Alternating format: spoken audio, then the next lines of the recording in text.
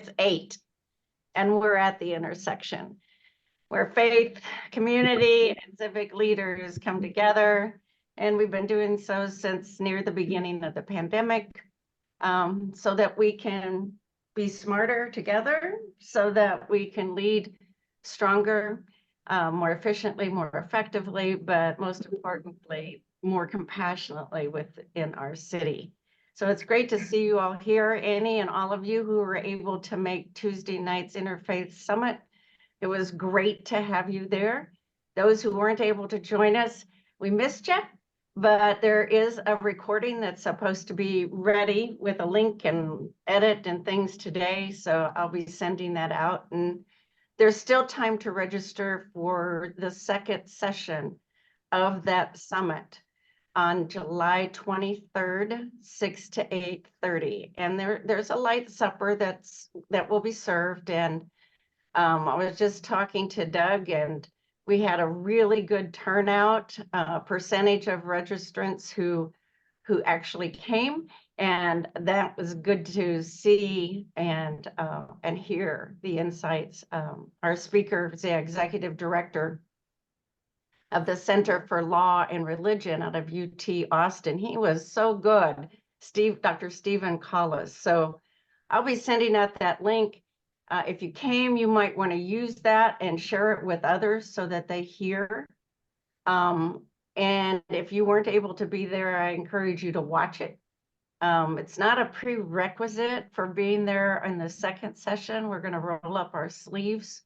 And how are we going to take the work we've been doing, like we've been doing right here and in collaboratives beyond this screen, for these last, I don't know, 6 to 7 years? How are we going to keep doing that as a community and build that even stronger?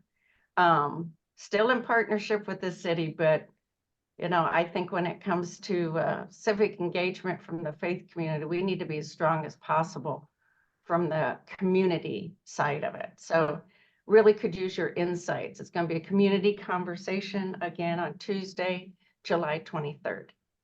Do we have any announcements? We'll take a few minutes to do some announcing. Pathways to Hope is registration is open on the at pathwaystohope.net or on the NAMI website. Again, it's free.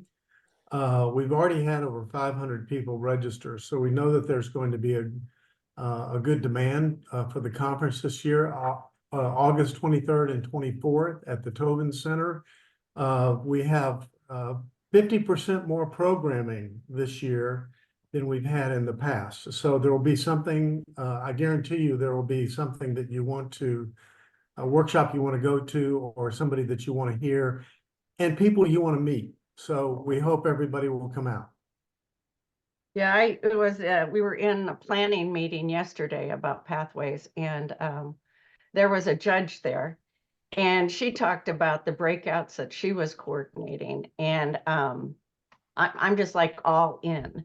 I'm hoping that, the ones that I'm coordinating and need to be at aren't at exactly the same time as the ones she's coordinating, because she's got judges coming. And I just think we need to know some of the things that are being presented at Pathways to Hope. So I encourage everybody to sign up. Other announcements, I think we could take one, maybe two more. I have one, Ann. Go, Bill. So sacred.org will be hosting our quarterly user group meeting on July 25th.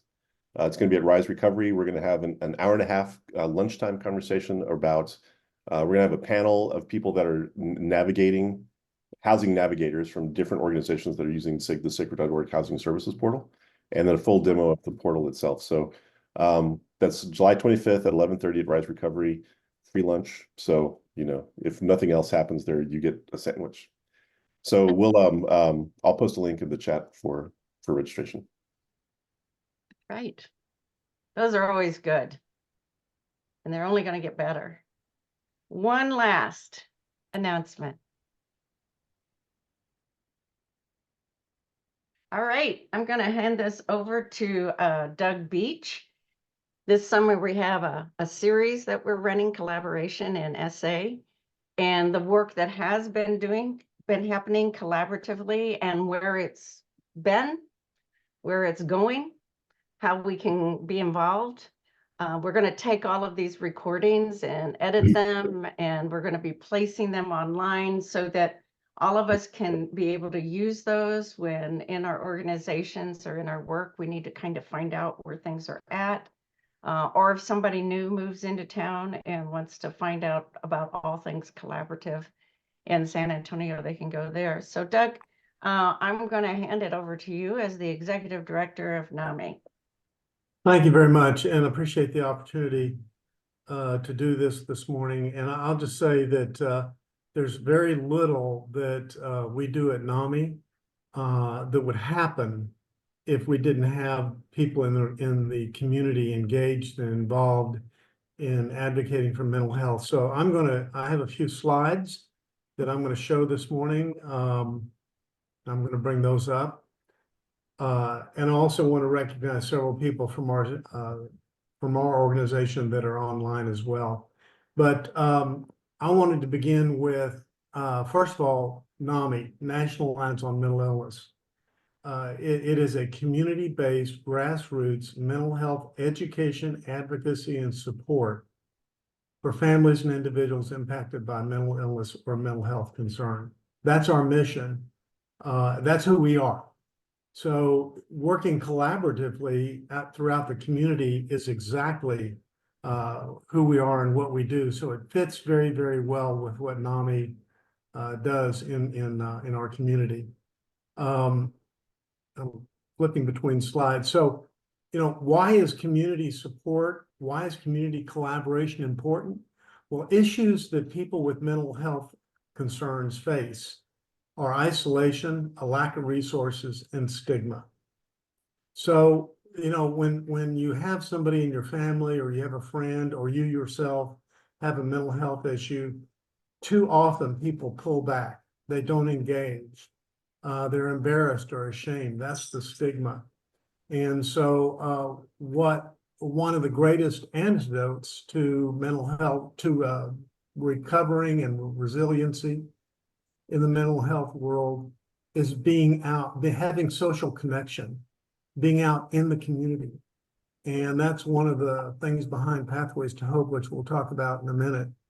But one of the facts that is really important here is that people most often go to see a clergy member when they have a mental health concern before they go see any other professional.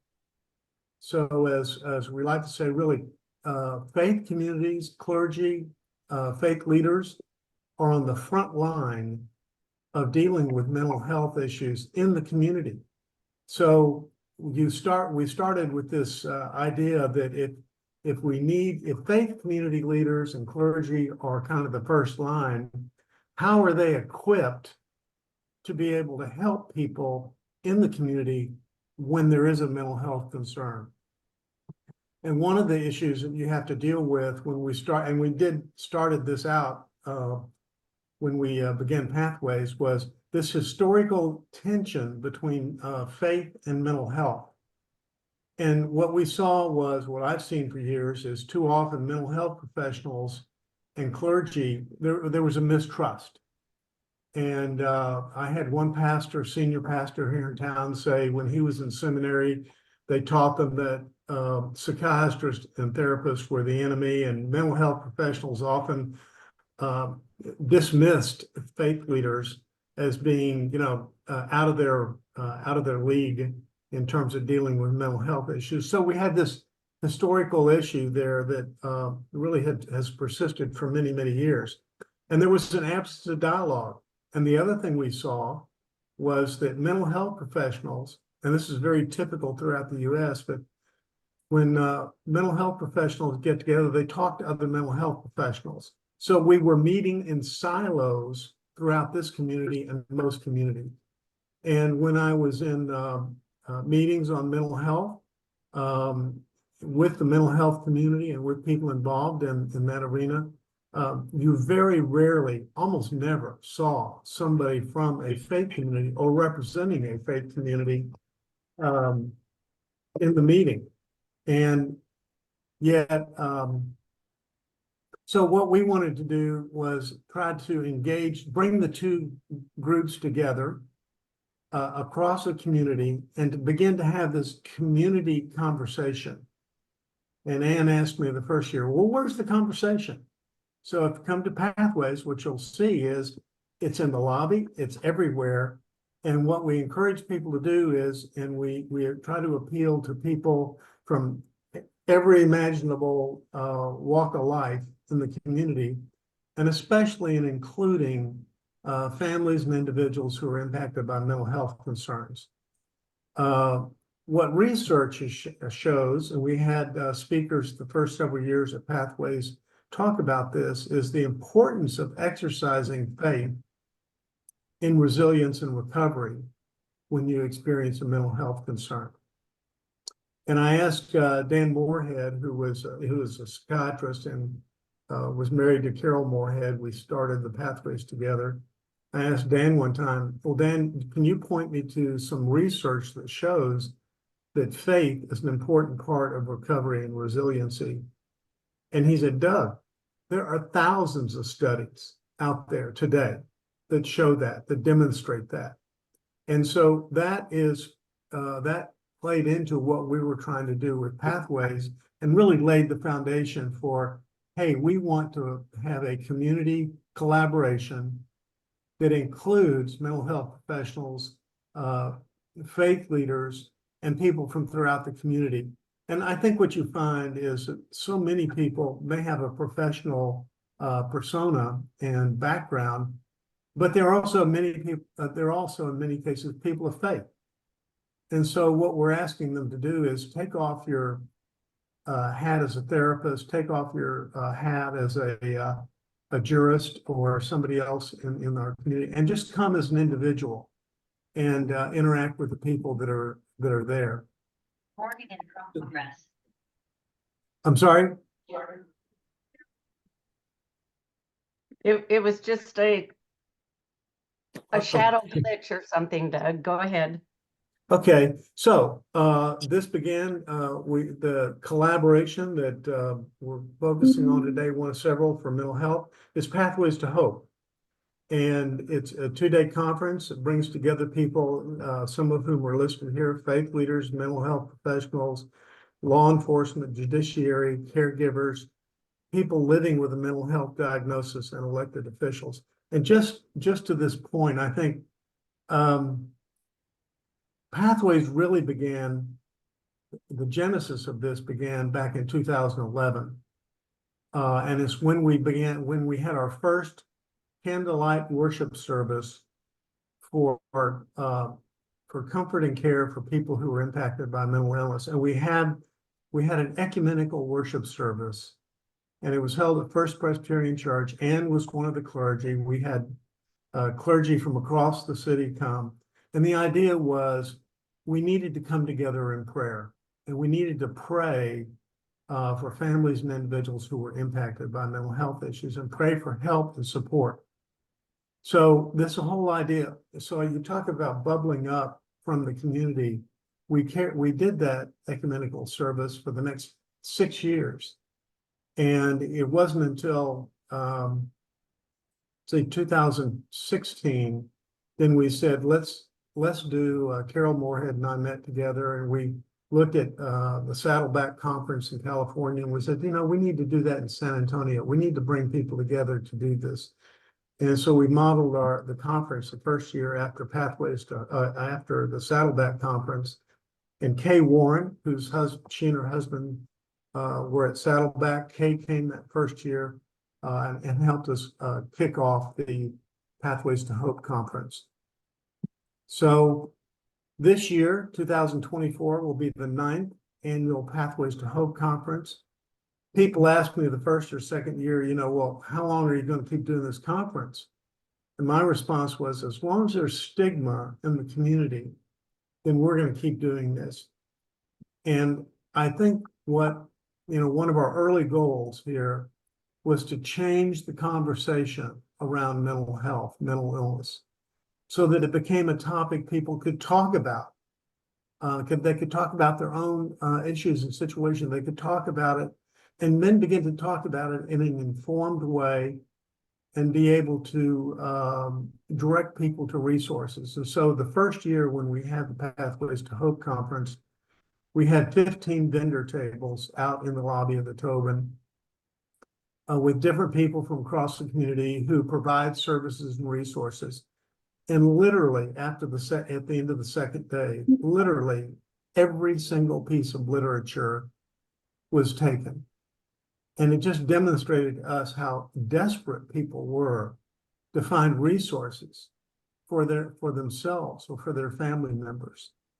And I think, and to me, one of the most important things about collaboration and bringing people together was the end of the first day of that first year when I was leaving the Tobin Center and somebody called out my name and said, "Mr. Beach."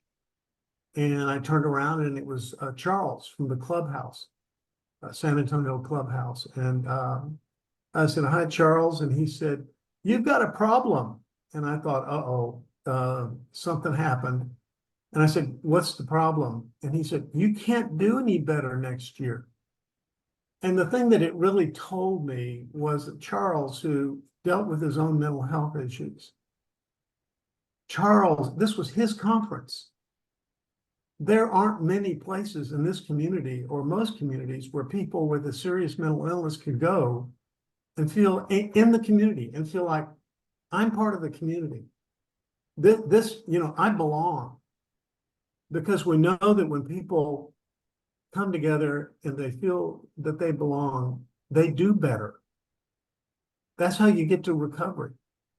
So I think that those were some of our aspirations for the Pathways to Hope conference. It's a 2-day conference. It's free. The agenda is on the website today. We have national speakers, local professionals, and advocates. This year, our kickoff, our main plenary speaker will be Dan Gillison, who's the CEO at NAMI. And so after the first 8 years, we've had over 8,000 people who have attended this conference.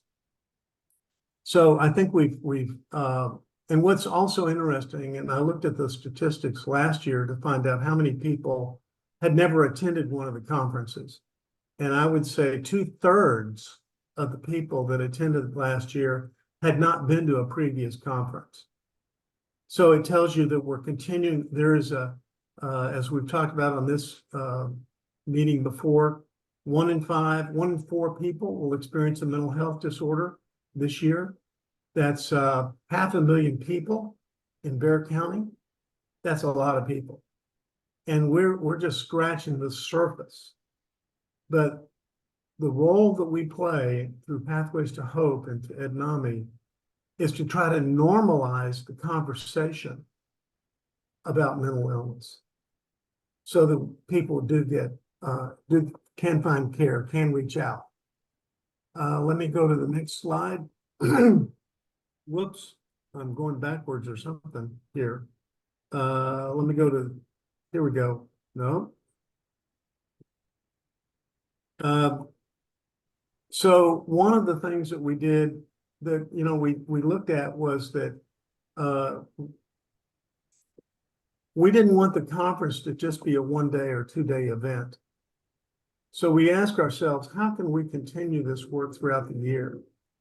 And one of the models that I saw in St. Louis was a program called Bridges to Care, where after the Ferguson riots in North St. Louis, 10 churches came together and began to do mental health education and support within those congregations. They all were in the same geographic area. And we looked at that and thought, why can't we do that in San Antonio? So that was a conversation that we had the second day of Pathways to Hope about 4 years ago. And we decided to bring Bridges to Care to San Antonio. And we had, in the session that we had that second day, the question was, does anybody want this to come to San Antonio? And how can you support it? And Monday morning, my phone rang with Ann, who said, the city of San Antonio wants to step in and help. And we need for other people to do that too. And you talk about a community collaboration. That's how we did it. That's how we did Pathways. So we have so many people sponsoring Pathways everybody's just chipping in. People were willing to sponsor Bridges to Care. And the initiative for Bridges to Care provides mental health education, support, and advocacy. And we collaborate with local congregations. And particularly, we've targeted underserved areas and Black and brown churches. And here we are about 3 years down the road, and we now have over 4,500 people who have attended or participated in the community education program just in the last 15 months, 16 months.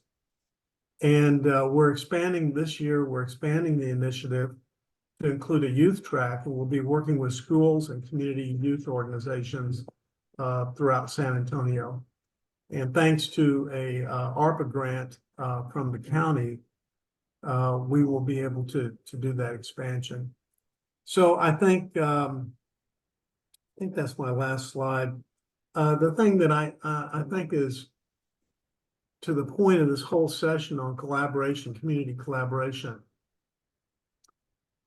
there's very little that can't be done if we don't work together.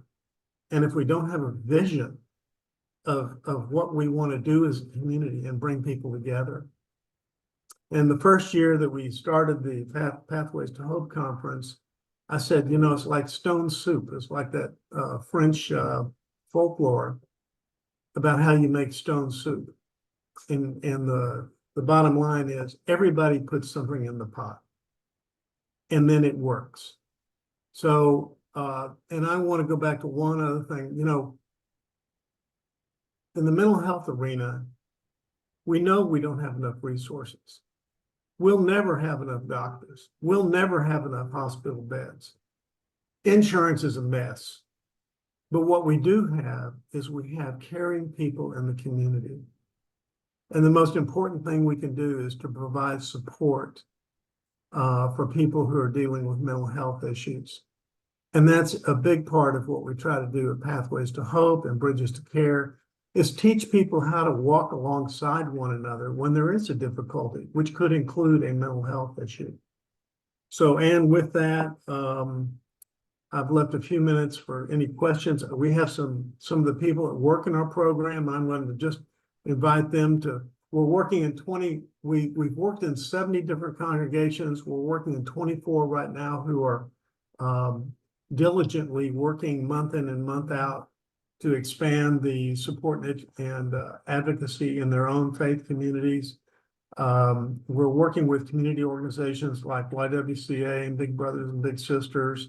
I could go on, but Jerry Gregory's on this call, Marissa Graves, Nuria Diallo Padro, who's our director for the program, is on this call. So I want to ask any of them if they would like to say something about, in particular, the Bridges to Care.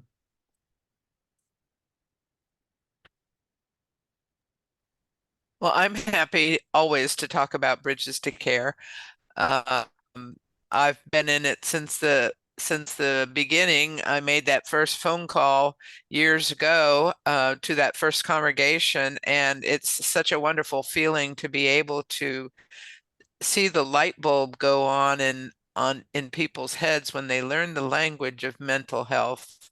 And they didn't have it before. And to bring this to the community and the congregations is a real joy and a real privilege that we experience on a daily basis. And as Doug mentioned earlier, we have quite a number of congregations deeply involved in mental health care in their communities. And it's just a wonderful collaboration. Julie, you have your hand up. I do. I'm Julie Rowe, and I'm a chaplain at University Hospital. And I'm wondering how this might merge with patients we identify that have mental health, but grief, depression, about illness, all wraps together. And families. And I'm thinking of one woman in particular, a wife of a patient who's from Eagle Pass. And she could really use a companion, but also practically speaking, she can't afford to eat here in the hospital. So could somebody befriend her and maybe take her to HEB and help her get groceries? So I don't know what the scope, because I imagine there's some good boundaries, because it'd be easy to really get entangled in some real financial type needs as well. So I'm just wondering how we might work together. What are some preventative? I can refer people. So Doug, what would what's you the do? scope? Yeah, Doug, you just got a phone call. Here's the situation. I know NAMI gets phone calls every day, Yeah, so. we do. And normally I would punt to one of our staff who answer these calls every single day. But I think, NAMI has started a warm line. We've been operating it for the last year and a half. It's our main number. You can punch 1 for the warm line, and we answer those questions about where people can get support. And so, Julie, if you or that person would like to call our office, it's 210-734-3349. It's the NAMI main number, 210-734-3349. We'd be happy to talk to them and try to refer them to places where they can both get food support, but also where they can get counseling, therapy, where they can find a supportive community. Thanks. We've got those resources too, and we use Sacred. I use it every day. And so what I'm wondering is, would someone be able to do something like that? Take somebody to get groceries, or is that beyond the scope of the Bridges to Care people, or, a befriender that you might find? Well, I think it's definitely beyond the scope of what we do day to day, but I would say that we could take that need and we might be able to build that bridge to help that woman find somebody to help her out today. And if anybody on this call would like to help, contact Julie, contact me, contact Ann, and we'll try to get your name and phone number over to Julie. Thanks. I'll put my stuff in the chat. Okay. Hi, good morning, everybody. Nudia here. Just wanted to chime in and clarify that, the Bridges to Care program is a pre-crisis education program. So we don't provide specific resources. We help empower the community to build those resources. So there might be congregations, for example, that have some kind of ministry that, they would be willing to, take that family and help them out.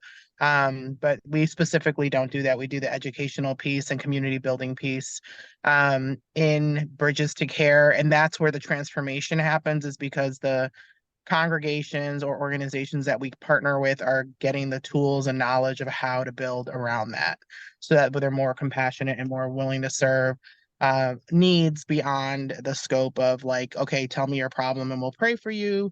Like, let's connect you to a resource. Let's connect you to another service that might be able to empower you. And then in some cases, some might have like a food pantry or a soup kitchen or something connected to them where they can then provide those additional services. Just So for is some there clarity, go ahead, Julie. So where would I call? The warm line of NAMI, but to get to Bridges to Care, the warm line. For Bridges, Bridges to Care, if you just want to connect, that same phone number is our number as well. We're in the office at NAMI. Mm-hmm. Okay, great.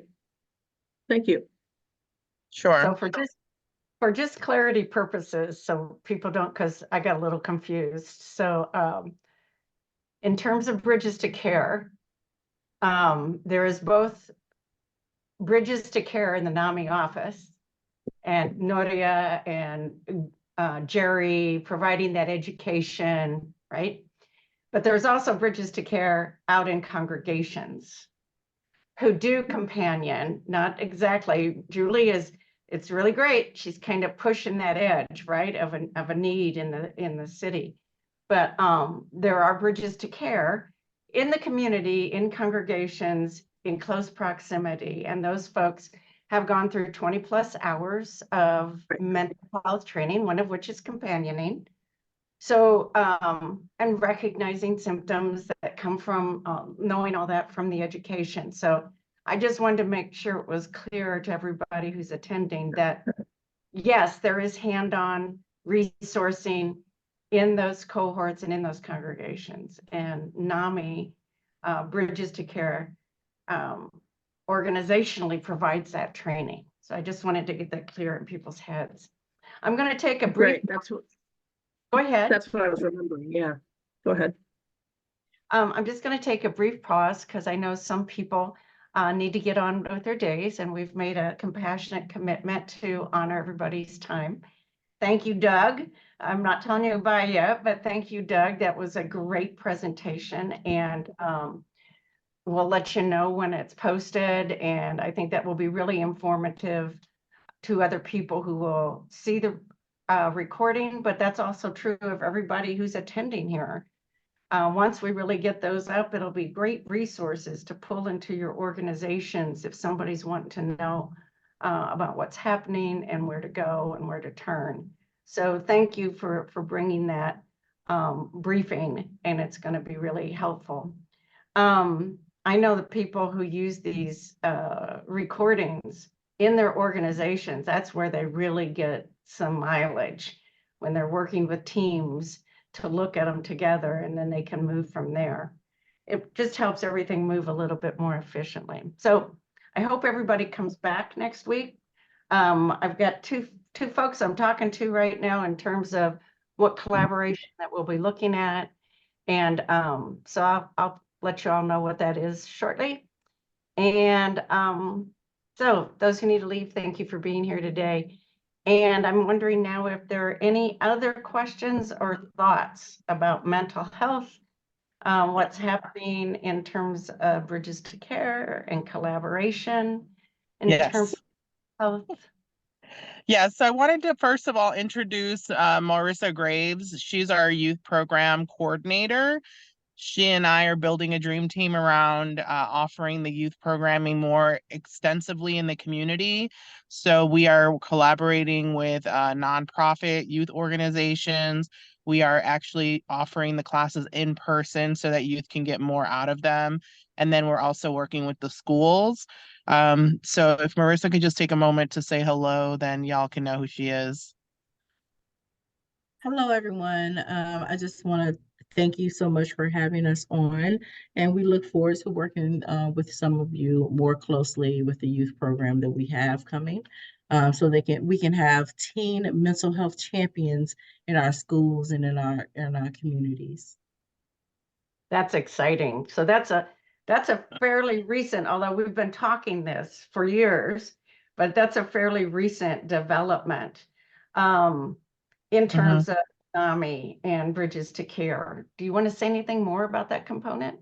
Yes, so it was kind of being piloted with an online offering, but the reality is that youth are zoomed out, is what I say, is that they're tired of being online. And so their engagement wasn't as high as they would have liked. We've gone through, we've tweaked and really worked with community partners to train youth in person, and the engagement is totally different. And so it's much more well received by the youth. They're also developing a whole toolkit of skills that they can use for themselves or to share with their peers and family members when they're dealing with stress, when they're dealing with just certain circumstances that would say, if I would have known, I would have done this differently.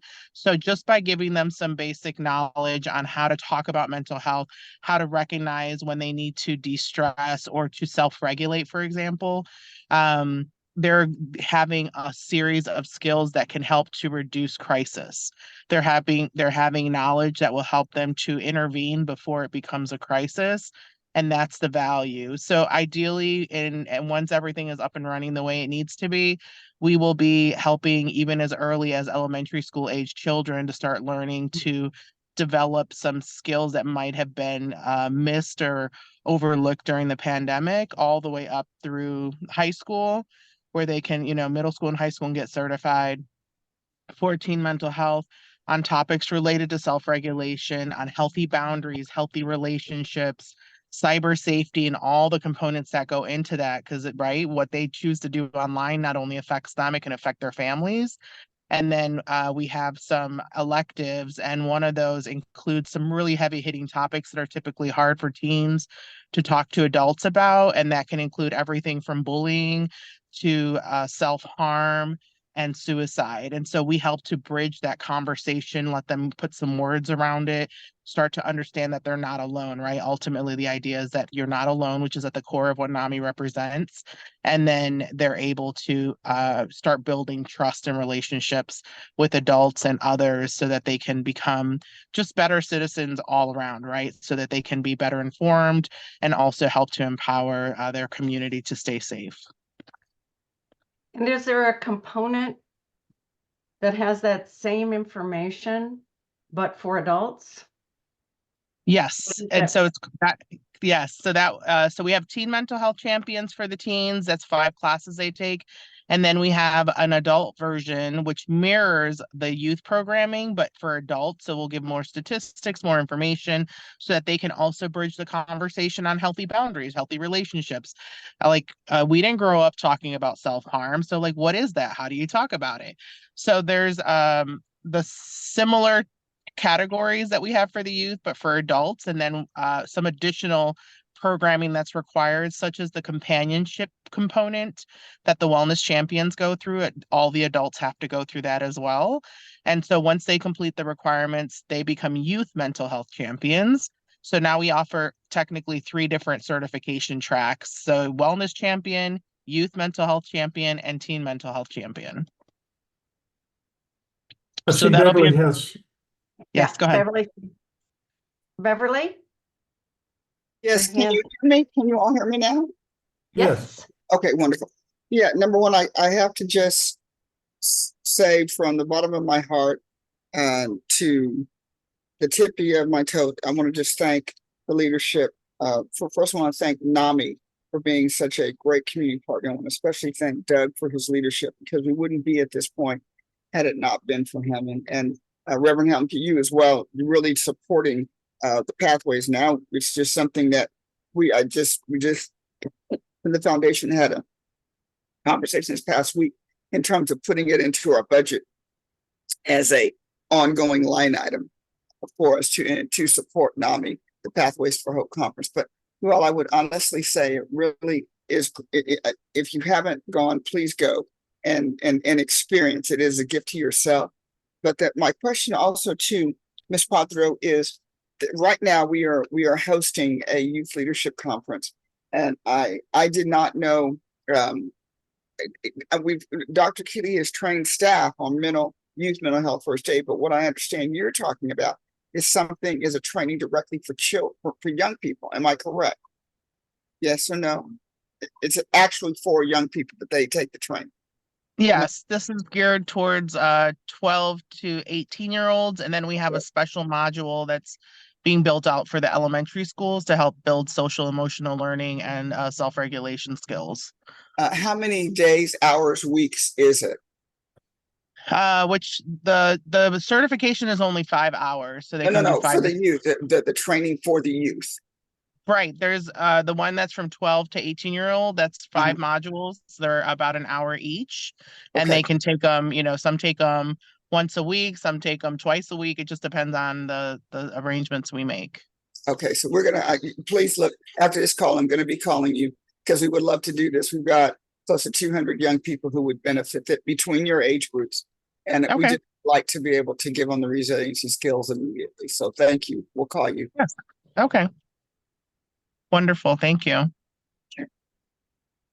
Let me just add one thing, which is that Bridges to Care is really intended to be to help people before a crisis occurs, so pre-crisis. So oftentimes in NAMI, we see families and individuals, and the wheels have come off. The family members in the hospital, in jail, on the street. So our our motivation here with Bridges to Care is to help the community identify, understand mental health issues, have those conversations, identify issues before they become a crisis. And that's really key to helping us across the community. One other thing, we talked about all our community partners. Beverly and West Care Foundation have been in it from the beginning. We couldn't do this without them, and they have been wonderful community partners with us. And we are so thankful to have Beverly and all her people work with us each year. Any other last questions or thoughts? Well, thank you again, NAMI, Doug et al., for being with us this morning and bringing us such great information. I find it really exciting, the reaching out to young people and the training going with that. It's very much needed. So thank you for doing that and moving ahead, right? So thanks you. all for being with us today. And I don't know about you, but I got some rain yesterday, which was nice to see. I'm a little concerned about our neighbors that have gotten much more than rain. So if you're able to help with that, let me know and we can kind of point people in the right directions. Keep them in your prayers. And hopefully I'll see you all next Thursday at the intersection. Thank you.